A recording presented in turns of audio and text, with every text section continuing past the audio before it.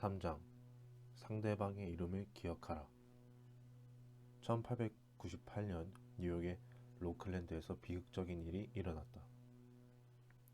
한 소년이 죽어 이웃 사람들은 장례식에 갈 채비를 하고 있었다. 짐 팔리는 마구간에서 말을 끌어내려 했다. 땅은 눈으로 덮여 있었고 공기는 차가워 살 애는 듯했다. 며칠째 운동을 못했던 말은 물 마시는 구유통으로 가며 기분이 좋아져 빙빙 돌았다. 그러다 하늘 높이 다리를 내질렀는데 거기에 맞아 짐 팔리가 사망하고 말았다. 그래서 스토니 포인트의 작은 마을에서는 한 번이 아니라 두 번의 장례가 치러졌다. 짐 팔리에겐 아내와 세 아들이 있었고 그들에게는 매우 몇백 달러의 보험금이 지급되었다. 장난 짐은 10살이었는데 벽돌 공장에서 일하게 되었다. 모래를 나르고 거푸집에 붓고 햇볕에 마르도록 벽돌을 돌려놓는 일을 했다. 이 짐이라는 소녀는 교육받을 기회가 없었다. 하지만 타고난 싹싹함으로 인해 사람들이 그를 좋아하도록 만드는 재주가 있었다. 그래서 그는 정치에 뛰어들었고 세월이 흐르며 사람들의 이름을 기억하는 특이한 재능을 보여주었다. 그는 고등학교는 구경도 하지 못했다.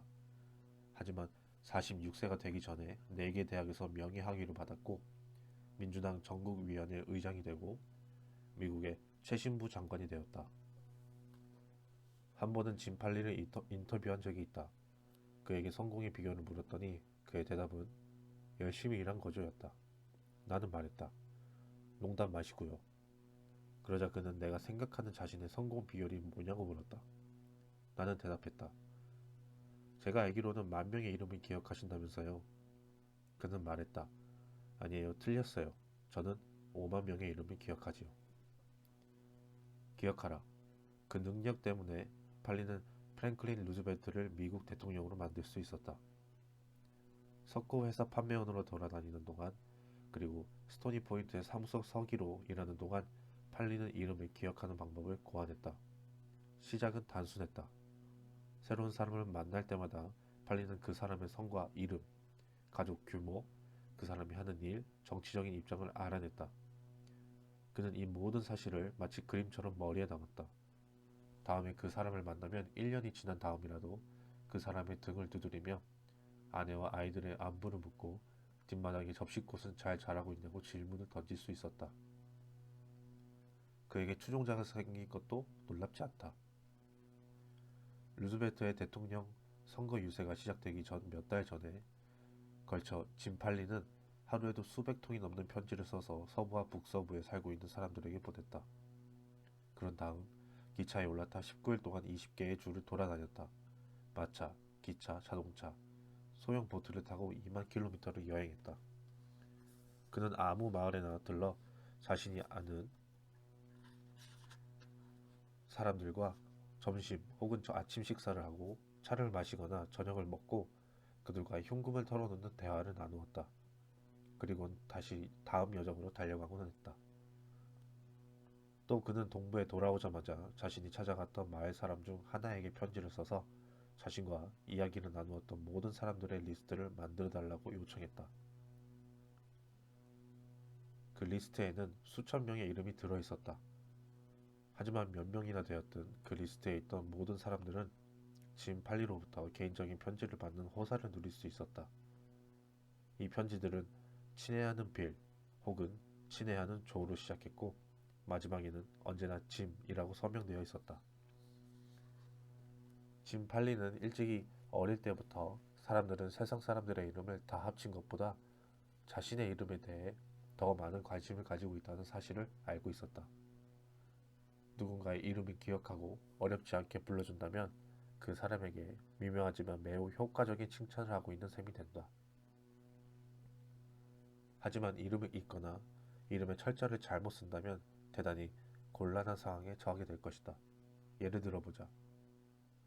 한 번은 파리에서 대중연설 강연을 하며 파리에 사는 모든 미국인들에게 인쇄된 편지를 보낸 적이 있다.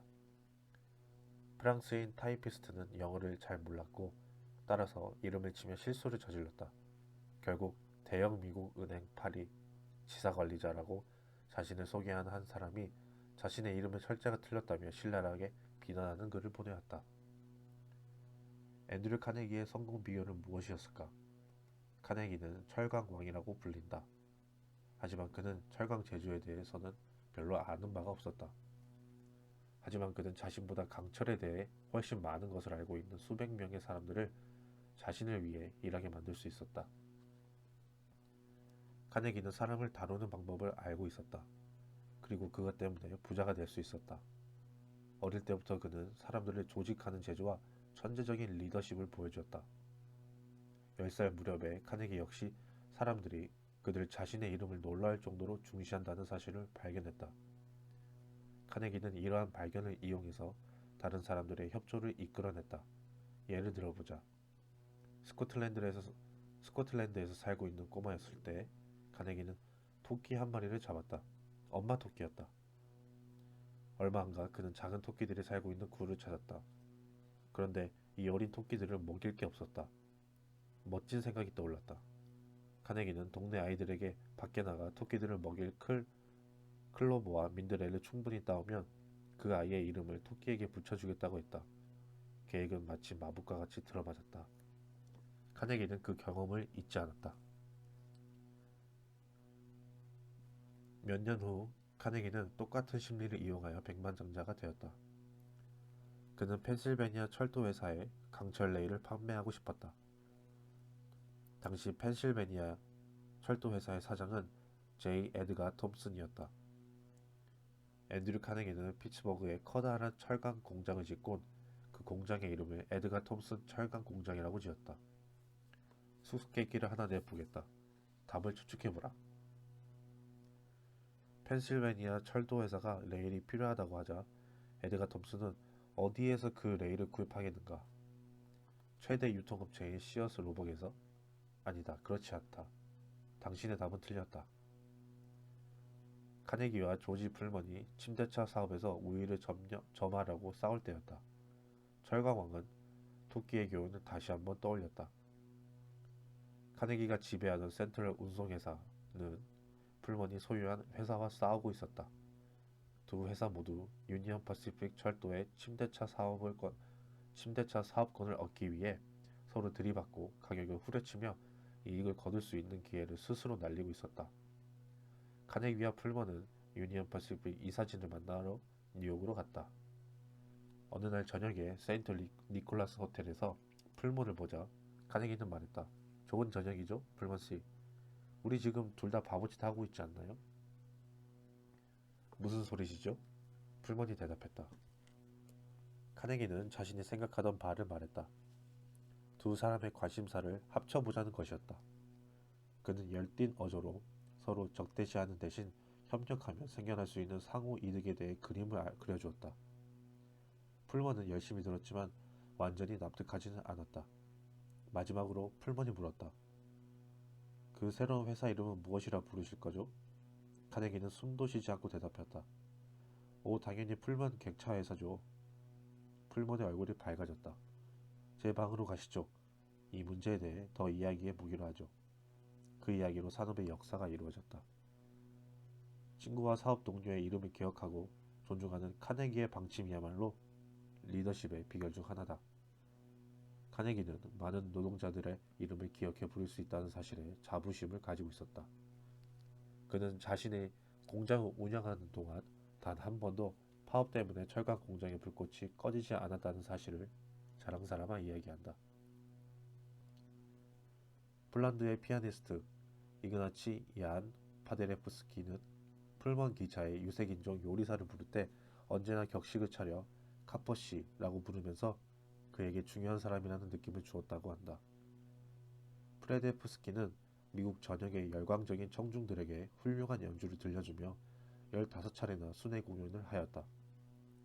그는 매번 같은 철도 차량을 이용했고 매번 같은 요리사가 콘서트가 끝난 후 한밤중에 그에게 음식을 만들어 주었다. 프레데파스키는 단 한 번도 미국식으로 그 요리사를 조지라고 부르지 않았다. 유럽식 격식을 따라 요리사에게 늘 카퍼시라고 말을 붙였다. 카퍼시가 이를 마음에 들어 했음은 물론이다.